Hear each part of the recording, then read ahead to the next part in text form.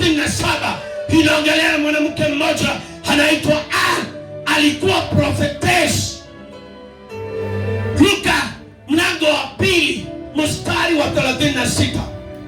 Sekabaganda, tunapomtumikia Bwana anatulipa. Haleluya! Kuna neema juu ya kumtumikia Bwana. Tusome Luka mlango wa 2 mstari wa 36. Nasema hivi. Palikuwa na nabii mke. Palikuwa na nabii mke. Jina lake Anna.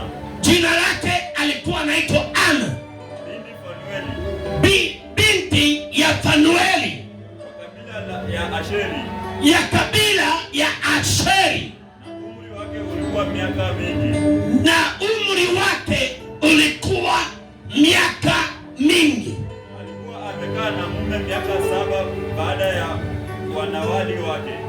Alikuwa amekaa na mume wake miaka 7 wakati wa wanawali wake. Naye ni mjane wa miaka 84. Naye ni mjane sasa. Baada ya kuolewa akiwa virgin, mume wake alifariki na akakaa na akajitunza until akakuwa na miaka 84. Akiwa na miaka 84 alijitolea.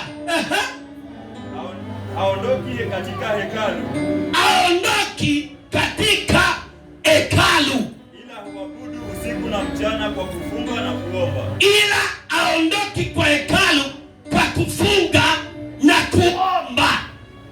Alikuwa anafunga, akiomba, akimtumikia Bwana.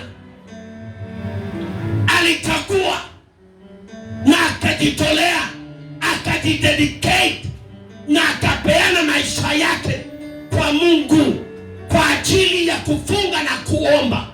Kwa ajili ya nini? Kuomba. 38. Huyu alitokea saa ile akamshukuru Mungu.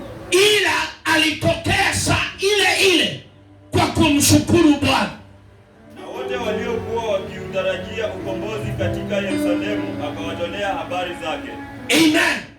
Imagine huyu mwanamke alijidedicate, akajipeana na akajipeana kwa kazi ya Mungu kwa kufunga na kuomba mpaka mkombozi Yesu Kristo akazaliwa. Hiyo ni sacrifice. Miaka 84 akifunga na kuomba, akikaa hekaluni, akisema ninajua tunamngojea Emanueli, lakini ndio azaliwe, kuna duty yangu ya kufanya. Nitakaa hekaluni, nitafunga na nitaomba until azaliwe. Akafanya kazi mpaka Yesu akazaliwa. Bwana Yesu asifiwe. Kuna kitu kinaenda kuzalika ndani ya maisha yako kuanzia leo. Bwana Yesu asifiwe. Kama unaamini sema amen.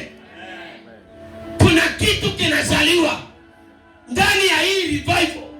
Tunapoenda kuimalizia jioni, maisha yako itabadilika. Hali ya maisha yako itabadilika.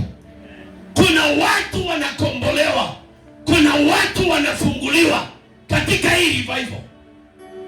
Kuna watu maisha yao inabadilika kuanzia dakika hii. Haleluya! Na kuanzia leo ni mpaka ujue point number 5, ni mpaka uwe muombezi, ni mpaka uwe warrior wa maombi. Kuwa wamama wanaweza amka saa 9 ya usiku, wazee wanaweza amka saa 9.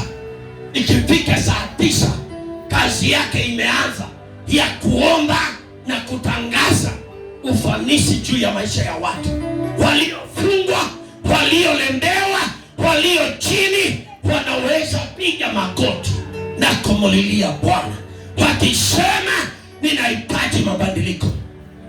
Tunahitaji waombezi. Haleluya. maganda bozaka la baganda, watu ambao wamejawa na roho wa kuomba. Bwana Yesu asifiwe. Inua mikono yako, inua juu mikono yako. Haleluya. Kuna kitu kinafanyika juu ya maisha yako saa hii. Haleluya. Sema Bwana Yesu, kuanzia leo nahitaji roho wa maombi, kukutumikia na kukutafuta, kuwa na ushirika na wewe kuanzia leo. Baba wa mbinguni, kwa jina la Yesu Kristo, ninakabidhi kila mpendwa aliyo chini ya hii sauti. Ninatangaza neema ya Mungu ikashuke juu ya maisha yako. Pokea roho wa uombezi, pokea neema ya maombi, pokea roho ya kutumikia Bwana, kwa jina la Yesu Kristo wa Nazareti. Amen. Pigia Yesu makofi. Amen. Ukisikia usiku usingizi imeenda, wacha kusema na siku hizi nahangaika na usingizi. Ni roho tumekupatia ya